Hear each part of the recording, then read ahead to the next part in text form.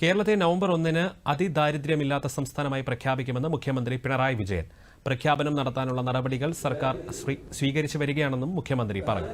ഇലന്തൂർ, നന്നുവക്കാട്, തൂക്കുപാലം, പെട്രാസ് convention സെന്ററിൽ നടന്ന സംസ്ഥാന സർക്കാരിന്റെ വാർഷികാഘോഷത്തിന്റെ ഭാഗമായ അവലോകന യോഗം ഉദ്ഘാടനം ചെയ്യുകയായിരുന്നു അദ്ദേഹം. നവകേരളം സങ്കല്പമല്ലെന്നും വർത്തമാനകാലത്ത് യാഥാർത്ഥ്യമാക്കേണ്ട ഒന്നാണെന്നും മുഖ്യമന്ത്രി പറഞ്ഞു. നമ്മുടെ കേരളത്തിൽ 64,000 കുടുംബങ്ങൾ.